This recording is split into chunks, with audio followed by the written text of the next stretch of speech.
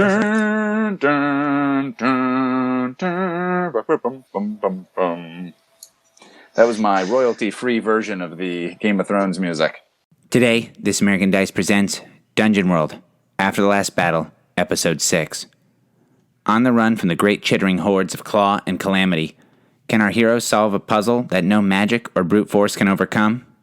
Find out what happens today on This American Dice. I got a goblin, not for you and me. I got a goblin, smells like poop and pee. I got a goblin, always gnawing on me. Will somebody get rid of this goblin? Oh, my kind of goblin rocks around the clock. He got a little green head and a little green cock. My kind of goblin's gonna fuck a rock. Will somebody get rid of this goblin? I got a goblin, not for you but me.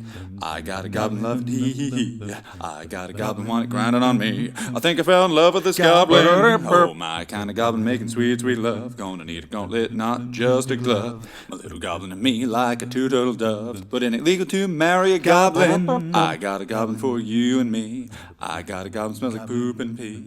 I got a goblin always gnawing on me. Will somebody get rid of this goblin? Dungeon World, After the Last Battle is filmed in front of a live studio audience.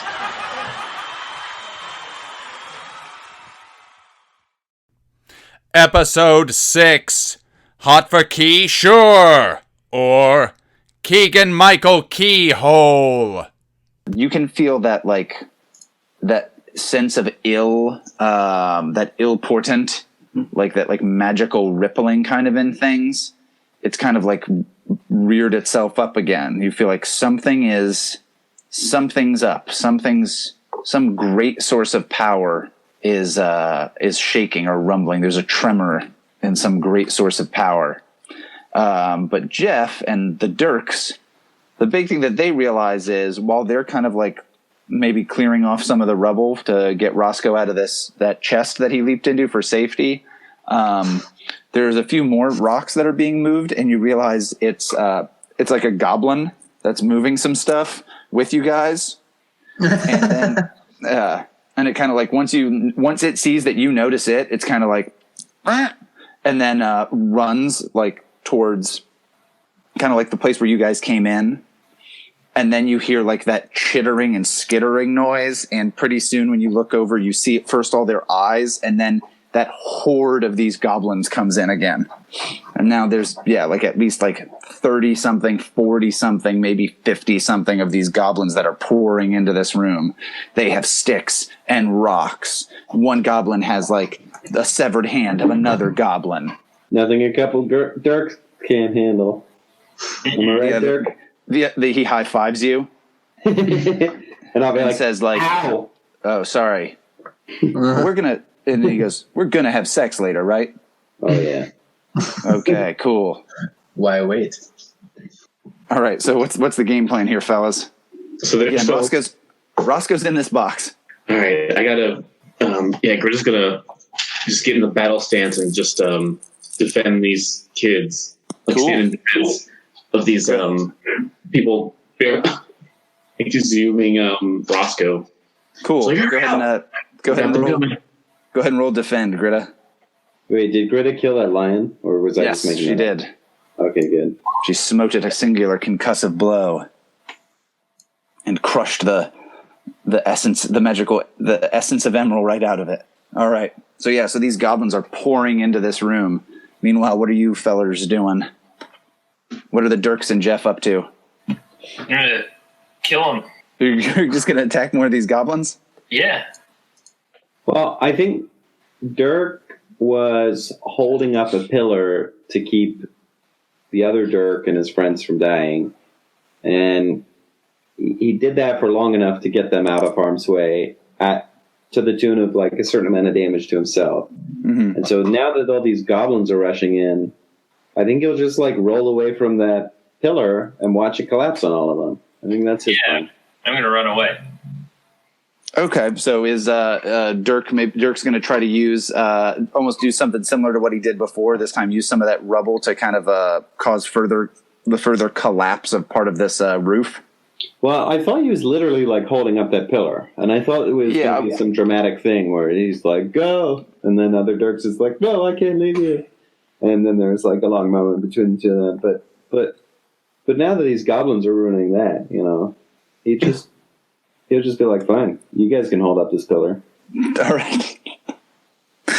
So, yeah, I think we're almost making almost one of the same rolls we were doing before. You're using like your quick thinking to defy the danger of these goblins, like this horde of goblins reaching you guys. Yeah, okay. Let's see.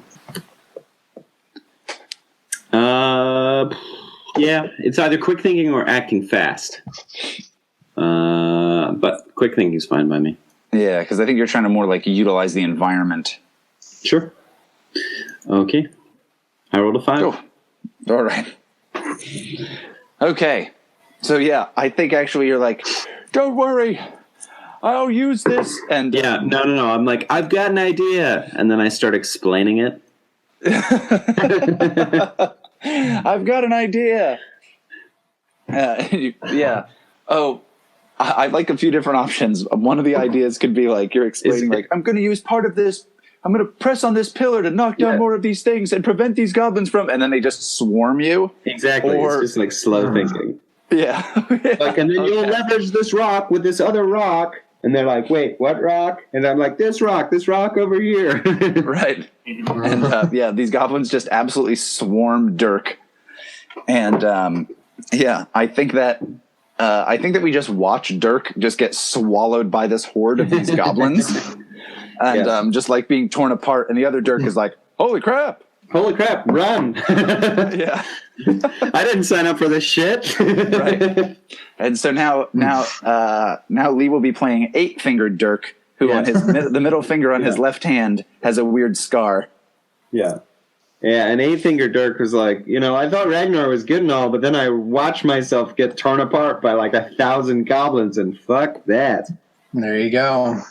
Finally coming around. This is a smart Dirk here. Yeah, glorious battles, all well and good until you get ripped to shred by a pack of angry goblins. All right. Meanwhile, Jeff, were you trying to help Roscoe out of this box? Yeah, I was going to get him out of there. Sweet. All right. So go ahead and that sounds like you're trying to act quickly, or maybe you're just trying to pull all these rocks off of it. So I could see that being Dex or Strength as a defy danger, like to do this quickly before the I'm gonna get him off. I'm gonna get him off real fast. Yeah, help him get his rocks off. Yeah. So do I roll strength? Sure. Cool. Pretty darn good. Strongest. All right. So yeah. So you're like, like hefting all these large rocks out off of there, and you fling open this chest. It cuts one of your fingers off, and then you fling open this chest, and inside is Roscoe just staring at this mirror. And Roscoe, get off your phone. I just on the. It's get off your phone and have a conversation for once. Yeah. Roscoe. But I'm talking to the most interesting person in the room. Right. There's some kind of like hideous orc creature that's lifted open this box and is just screaming down at you. Its blood-curdling war shrieks. Okay, I cast invisibility on myself. All right. Before you do that, okay, could you make a discern realities roll for me? Absolutely. Not a discern realities roll. I'm sorry, a defy danger roll. Got that. With wisdom. Oh boy. Oh, it's the same roll. Here we go. All right. 10. Whew. You're able to be like, wait a minute. I recognize those hideous orcan grunts and shrieks. He's speaking to me like a father would speak to a annoying child. That's not a hideous orc. That's Jeff. He has gotten so much uglier. Yeah. And you're able to kind of shake off the spell that this mirror had placed you in. All right. I'll quickly put the mirror into my sack because I'm not done with this thing. I felt so self-assured and confident. Mm-hmm. But I'll put that in my sack and say like, when you get out of this box, you see Jeff is standing there. Like a bunch of these pillars have fallen. There's only one Dirk, and there's like a swarm of goblins bursting into this place. Like, what are you dum-dums doing? We got to get out of here, obviously. You can't last 3 minutes without me. I'll head for whatever looks like the closest exit. Yeah. So if you guys want to head out, we could have just one person kind of lead the way out of here and make a defy danger roll to kind of either quickly move you guys out of here or fight your way out or whichever it might be. Unless you want to fight all these goblins. I'm picturing like a Bridge of Khazad-dûm sequence. Yeah. We're just like running out through the bridges and all these goblins are coming after us. Yeah. There's just like screaming. And again, Roscoe speaks goblin. So like a bunch of them are like, hey, do you guys want a party? Yeah. I mean, if no one else will do it, I'll try and like use my intellect to determine what's like the smartest route, like based on like drafts and that kind of thing. What's the best way out of these caves? Sounds good. Go for it. All right.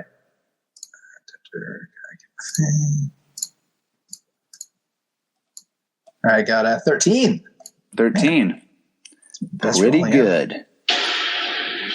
All right. So, indeed.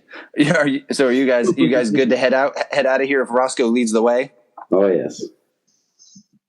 All right. So, yeah.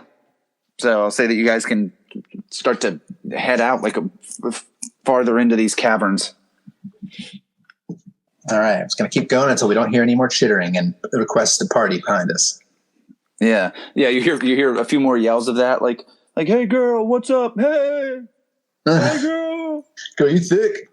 Yeah. You hear a lot of that kind of stuff coming from these goblins. And,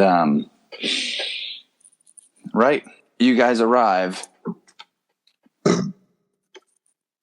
at, all right. So you guys kind of keep moving down these tunnels and farther down. And you can hear these goblins kind of like chasing you for a bit. Definitely out of the room. You're definitely kind of like not in immediate danger, but it's going to take some kind of effort to lose these goblins, or you realize they're just going to be on you again. Like the moment you stop, they'll just be there, essentially. Like somebody's going to have to do something to like not just get away, to be running away from them, but to lose them. Sounds like a job for Dirk's aid. All right. Dirk, very savage.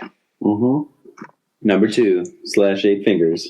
Right. So what does 8-finger Dirk think is, what's his game plan here? So we're trying to like misdirect the goblins or get ahead of them? What are we trying to do here? So you could misdirect them. If you guys could figure out a way to move like way faster where you would just put so much distance between you and them, that's another option. Or you might tell me a little bit about the environment around us. So we got out of this cave, and then now where are we? You're back into kind of these caverns that are like the low ceilings.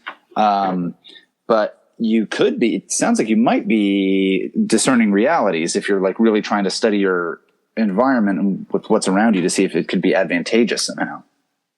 What's that, wisdom? Yes. Okay, this is not well, hold on, I add 1 to this because it's the only thing I can change. Okay, here we go. I got an 8. All right, so you get to ask 1 of those discern realities questions. Hold on, discern realities, boom. It doesn't roll it for me, it just, all right, what happened here recently? What is about to happen? What should I be on the lookout for? What here is useful to me? That's what I'll ask. Ooh, okay. What here is useful to you? If you can, you noticed that there's like that those goblins earlier were eating that like big bug. Mm-hmm. What you notice is if you could find some kind of creature that would be like tempting, they would probably eat that creature. You realize grimly that there's a good chance that a lot of those goblins stayed behind to consume Dirk with 7 fingers. Mm-hmm.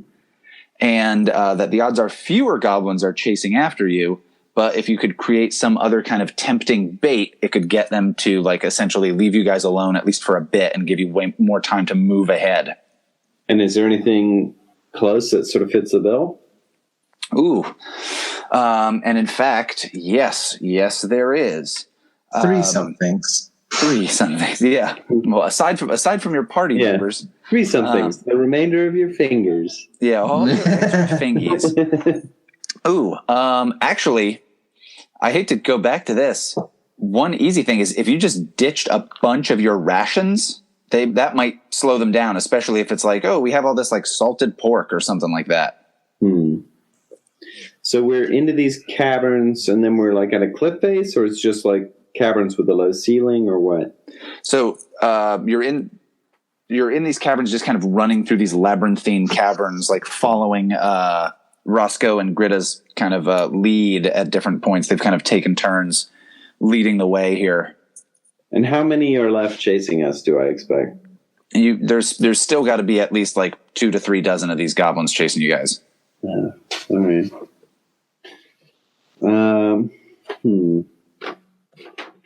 I don't just want to like throw more rations behind us. I think it's boring.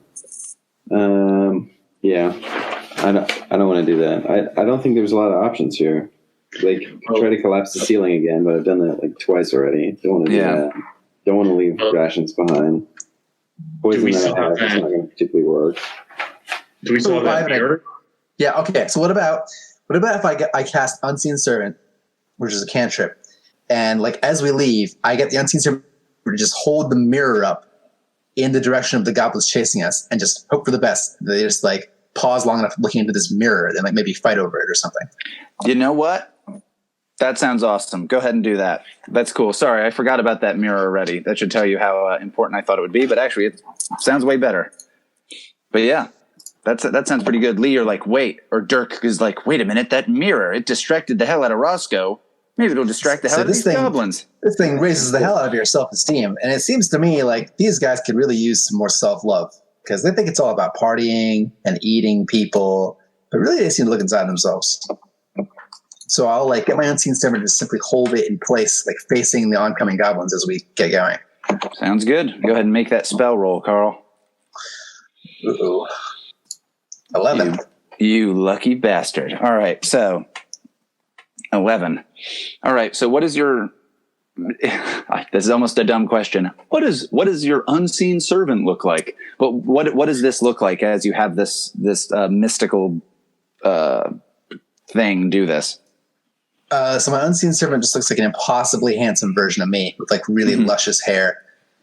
Like if Fabio and me had a baby together. Don't worry. It says, don't worry, Roscoe. I've got this. Except as a dwarf. I'll say.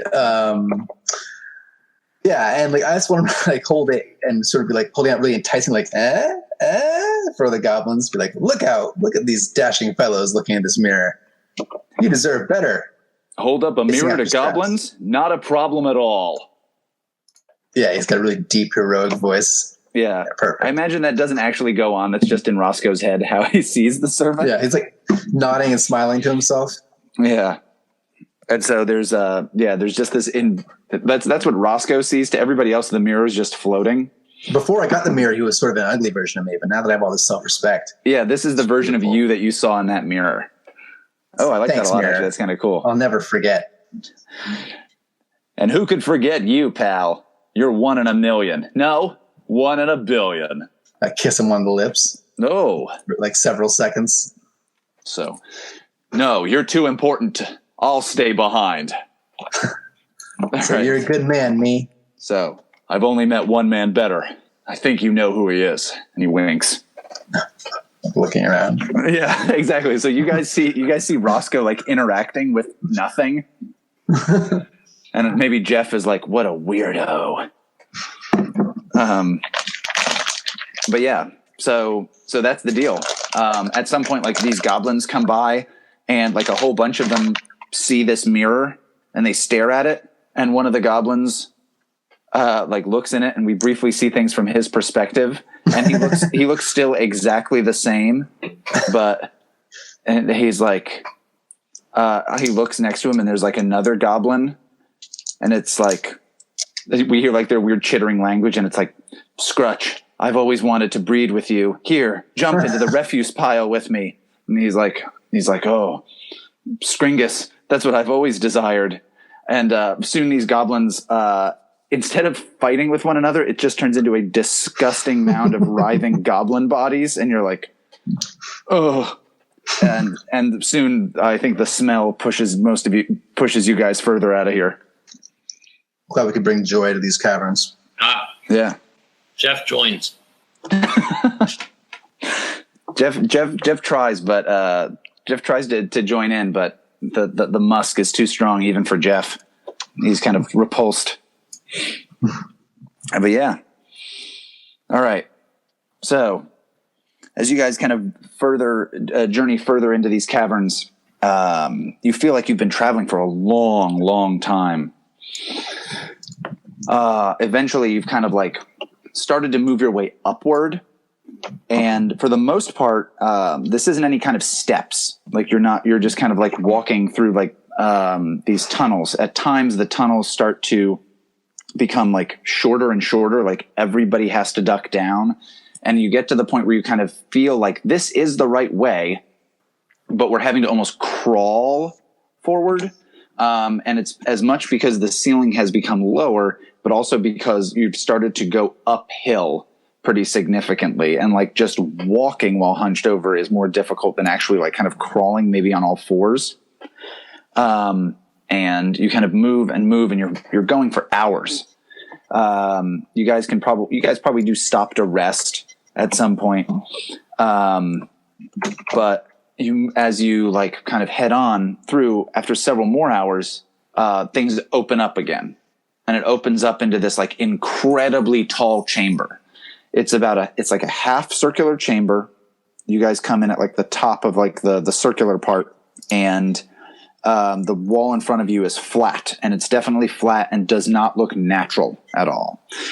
The little thing is, if it was a circle, it would be maybe 30, 40 yards in like is like the radius of this. So from where you where this kind of low ceilinged cavern opens up, it's maybe 30 or 40 feet from this flat wall. And there stands a great stone door 3 times as tall as a man. The door does not seem to be made of any form of stone any of you have ever seen before. It's unadorned, its shape is simple, and it does not reveal at all through style or construction who made it. So you're looking at this thing and it just seems like you're like, okay, this appears to be a door. It's made out of stone, but that's all I know. Okay. No obvious mechanisms to open it, you said? Ooh. At about eye level, about maybe like 6 to 8 feet apart are 3 keyholes. Can I survey it for danger? Absolutely. Is this your trap expert thing? Yep. Go for 11. it. All right. So there's like a series of questions you have, right?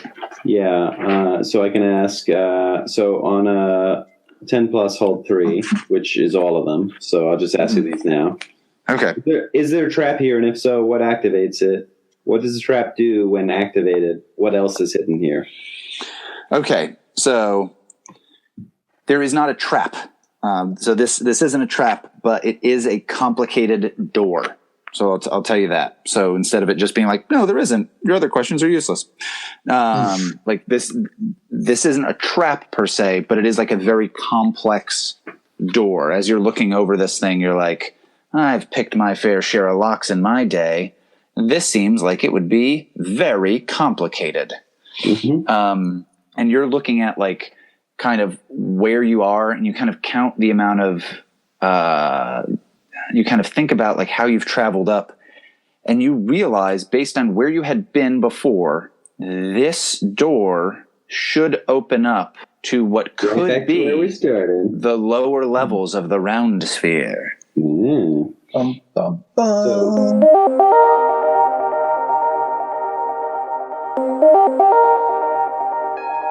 Oh, hello. This is Dr. Steny Gameshko with another mid-episode health tip. Have you ever wondered why the lower part of your back hurts when you're sitting down, but not when you're standing up and walking around? Well, here's the deal. That's your lumbar. You're going to need a lot of support back there. You're going to need to get yourself a good chair, or better yet, cheaper, you can just sit on the edge of your seat like it's a monster truck show, and that'll be fine. You can be more excited. You could spring up at any point, anytime you want.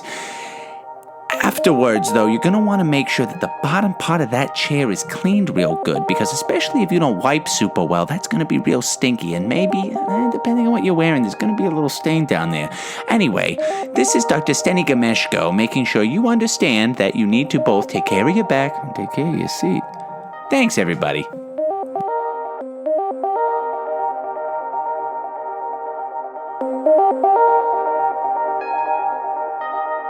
What else is hidden here?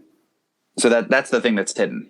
Oh. Is that this could open up to that. But the question is, what else is hidden here? You know, like gold or experience points? Think about More mirrors. More Dirks. More Dirks. Yeah, there's another Dirk. Greatest prize of them all. Mm-hmm. Yeah, there's 3 Dirks in this door. If you could just find them. So okay, I'll turn around and be like, "This door is very complicated." But it isn't trapped. So you're free to fuck around with this door safely. That's one of the big things that you learn. All right, can I detect magic on it? Absolutely. All right, I got a 10. All right. So here's how I'm gonna do this. So you go to detect magic, and you cast it on this door, and the deal is, it almost doesn't work, and you realize there is some intense magic on this door, but it's basically a very powerful counter spell. And so almost like you're almost able to figure out, like, wait a minute, the magic that's here is that I won't be able to cast any spells on this door. Got it. Okay, so what do these holes look like? Because there's some sort of keyword that would fit in them. That is exactly the case. They look like a key, just like keyholes that would have like a skeleton key kind of key that would go into them. They're of ever so slightly different sizes. But even that takes you like a while to notice.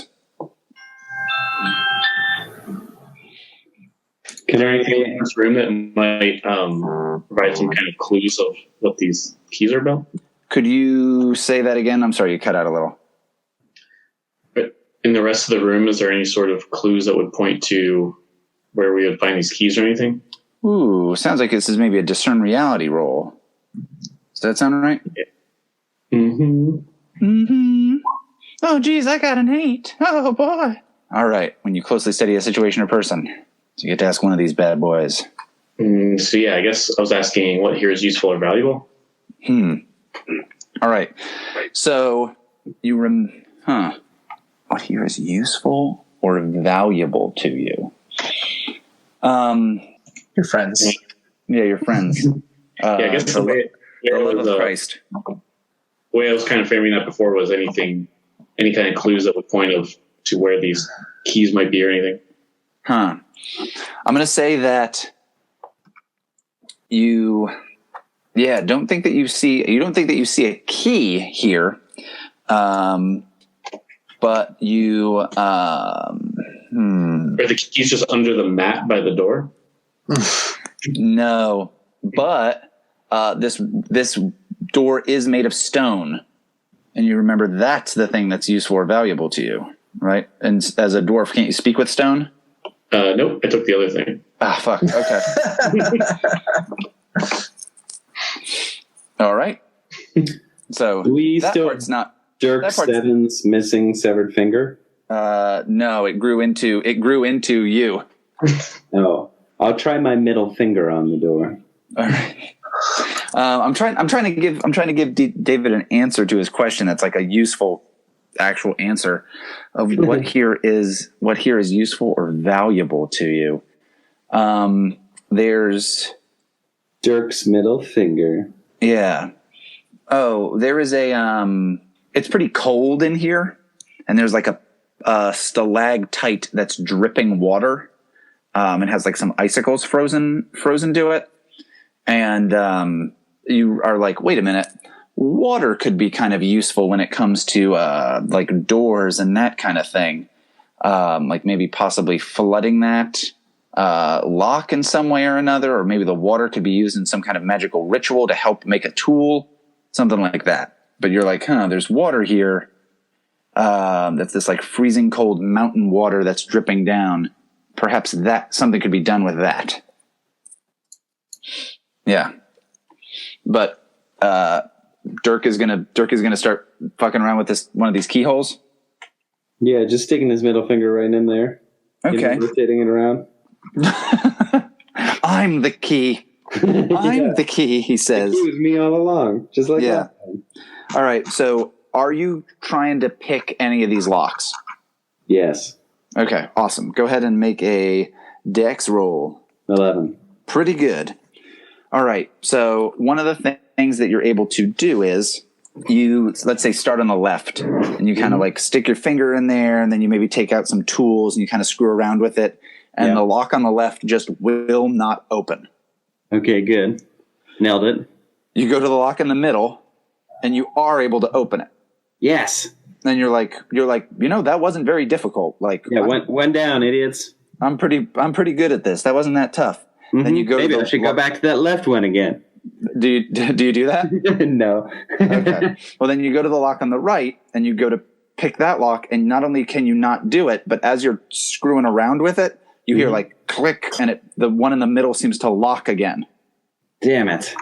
All right, but I know that this is annoying. I can answer a question for you. Seems like the order in which we do these locks is important. So, can I repeat the process and unlock the middle one before answering any questions? Yes, you can. So you go back. You can go back to the middle one. You can open it, and then if you go to the one on the left, I'll try that again. And then you not only can't open it, but the middle one locks again. Fuck me! All right, I'll try the middle one twice. If only we had multiple Dirks. Yeah. Oh, that would be useful. All right, so you try the middle one, and you're like, all right, it's unlocked. Mm-hmm. And then you try it again and go, oh shit, I locked it. Yeah, perfect. Now so that doesn't do it. Open the whole door. All right. What are the questions I can ask? So with this one, it's just on a 10 plus, you do it no problem. On a 7 to 9, you still do it, but the GM will offer you 2 options between suspicion, danger, or cost. I'm going to kind of do this like a little bit differently from that. Yes. So I'm going to give you some information about this because as a person who's good at this, you can tell some of what's going on. Mm-hmm. So the middle lock actually wasn't that difficult for you to pick. Mm-hmm. After having gone through each of these, you notice that the actual like tumblers and where they are in the lock structure are almost identical to one another. The one on the left is a little bit smaller. The one to the right is a little bit bigger. And the only reason you notice that is because you're really staring at this stuff and really feeling around in there. But otherwise, these have identical keys, with the one on the left being like a millimeter or 2 smaller, and the one on the right being a millimeter or 2 bigger when compared to the one in the center. And the other thing is, you know that you're picking this correctly. So it's not the issue of like, oh, I'm just fucking this up. You're doing it exactly the same way you were doing the other thing, and it should be working. There's just something that's off. It's like the lock's not really responding to your tools the way it normally would. So I'll look around and I'll be like, look, I don't know you guys, and you don't know me. I was just born like 10 minutes ago. No, you weren't. You remember all the same stuff from before. You just I know. You remember at some point some idiot got eaten by goblins. No, that was his hero and own personal Lord and Savior, Dirk 7. All right. He'd be like, look, I don't know you guys, and you don't know me. I was just born 10 minutes ago with all of the memories of Dirk 7 and most of the same personality traits, except I have a weird I have certain proclivities that you don't need to know about yet. But all I'm saying is, one thing I do know is locks, and then I'll just share everything that you told me about this lock. And be like, all right. And it'd be like, look, one slightly bigger, one slightly smaller. I'm able to get the middle one. The other one should work, but they're not working. Something's off. I think it's cursed. Or Roscoe stopped listening after the haunted. After the preamble about multiple Dirks, none of which he saw from inside the chest. He's like, well, he's clearly lost his mind. Yeah. And I'll be like, no, I haven't. Look at my finger. And I'll be waving the finger that you never saw me lose in the first place. It's the same number of fingers. Technically, I guess all of that happened before you got in the it's true, yeah. So Roscoe saw at least some of that. Roscoe's just drunk. Drunk on high self-esteem. So just to clarify, Austin, the new Dirk didn't grow clothes, right? So he's been naked this whole time, I assume. Yeah. And he has a tiny penis. Yeah, well, I don't want to say that because then it would be like, oh, he also doesn't have any of the supplies or any of that stuff. So for whatever reason, he magically cloned and grew the possessions of the previous Dirk. Yeah, let's go back and loot. It's the most powerful Dirk. trap we've ever come across. And the best one. Duplicate gold. Yep. Duplicate daughter. Give her a twin. Yeah. The only thing he didn't duplicate was my cowboy hat. Yeah. Okay, so we need somehow to pick the other two locks while the third lock's being picked. And there was something to do with water around here. What if we froze all of the water into ice and then used the ice to murder someone and then the weapons disappeared? What if we did that? It's a good plan. I like that. Oh, yeah, it's good. I'll be right.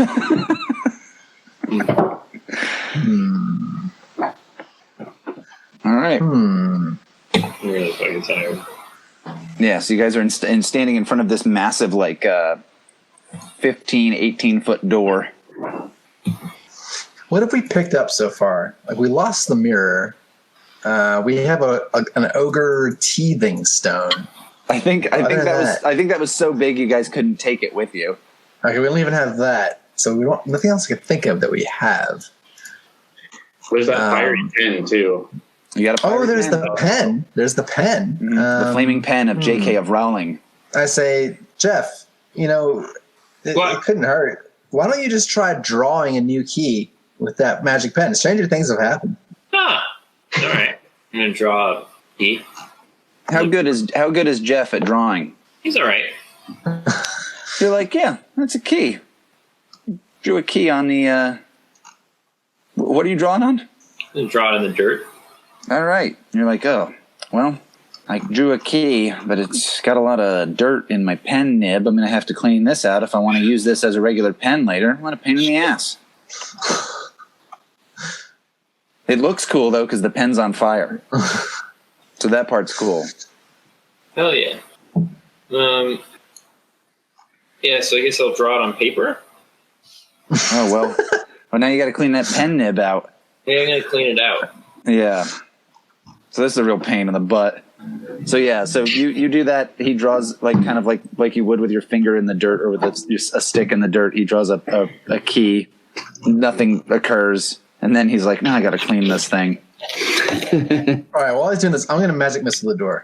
See what happens. All right. So I'm gonna say you are like Alaka, and it like shoots out of your hands and then just almost absorbs into the door and does nothing. And you're like, oh yeah, the counterspell thing. Makes sense. Can I try to pick all three locks at the exact same time using like my feet and hands? And, so you know like that stick. The issue isn't like the timing. Because it wasn't the other things weren't responding to you, even though you were doing everything correct in regard to picking those locks. So you know that's not the issue. It's not the issue of the order of the locks, and it's not the issue of like they have to be all picked at the same time. It's like they literally weren't responding to your tools, though you were doing exactly what you needed to do. So the left and right ones seem to require some magic or special input. Yes, the middle one works just fine. I'll reshare that revelation. I'll be like, look, I know earlier I said that 15 minutes ago you guys didn't know me. But we go way back. But look, 20 minutes ago you guys didn't know me. And now I have to say the middle one's working fine. It's only the left and right ones that seem to require some sort of special or magical input. There you go. All right. All right, well, can I try to spout lore about... Oh, yes, magic doors. That was what we learned in the junior year of Magical Academy. Or is that not going to help? Yeah. You could maybe do something with... You can maybe do something with that. The one thing I will say is you're not going to be able to learn anything about this particular door because, like I said, the way it's designed, it doesn't give you any clue as to who made it or what it's made of aside from stone. Gotcha, so okay.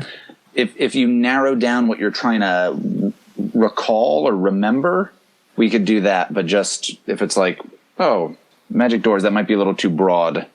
Maybe synchronized locks or locks with no that can't be picked through mundane means, or maybe like water that turns into lock, like keys.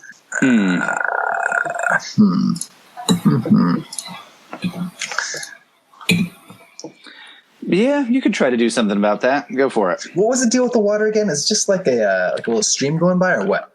It's like it's dripping off a stalactite, and it's forming like a tiny puddle, and it's like freezing cold, icy mountain water.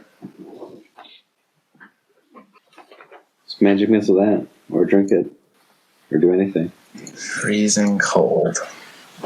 I didn't detect any magic elsewhere in the room, like from the water or the stalactite. Nope. But regular water, regular stalactite. There's a bug on it. Can I like scoop up the water and like pour it in the keyholes? Sure. I do that. All right. Yeah, they're all broken. Yeah, you've now broken it. Now no one can open the door. Yeah, you starved to death. Good game. This is why we don't have good things. All right, so you fill up like a little cup from your adventuring pack with this water from this little puddle, and you pour it into all three. Just the two that wouldn't work. While I tell Dirk to pick the third one, the middle one. All right. So you pour this water into the other two, to the one on the left and the one on the right, and you say, Dirk, pick this middle one. Dirk, are you down for that?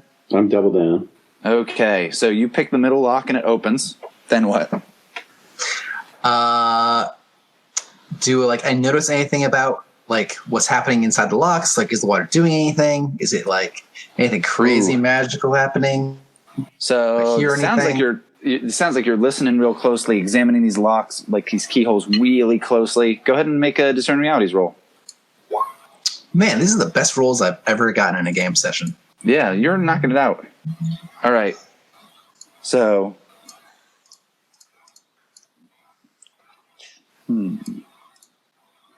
So you get to ask 3 of those questions, and I'll try to answer them. Go.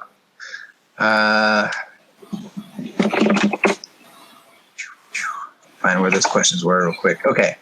What should I be on the lookout for?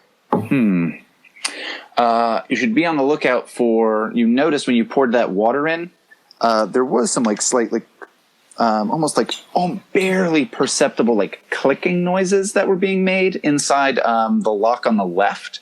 The lock on the right had no response at all, but the lock on the left had like a little bit of a response, almost as if it caused it to move. And the big thing that you seem to have realized is it's the temperature. Okay, so I'll tell Jeff, hey, take your flaming pen and use it on the right lock while we use the neutral temperature lock picks on the middle lock, and I'll pour more cold water in the left lock. Oh, right. So, so Jeff, do you follow along with that? Yeah, bud. All right. So, what other questions do you want to answer, Carl? What's about to happen?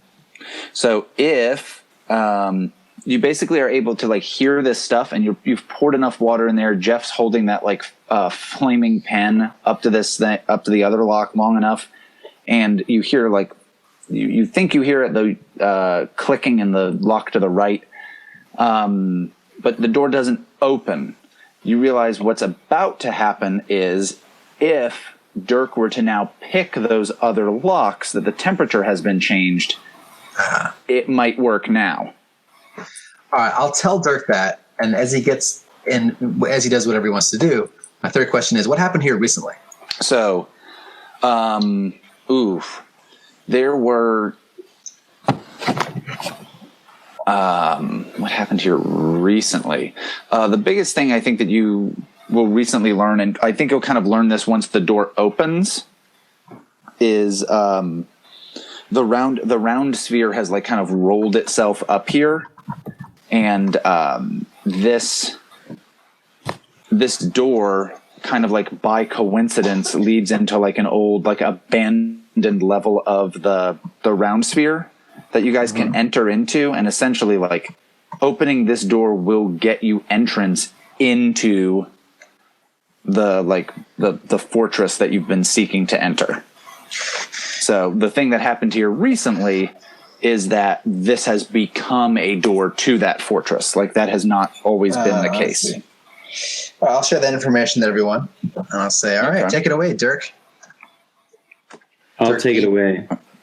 All right. And so I don't think you have to make that roll again. No. Dirk.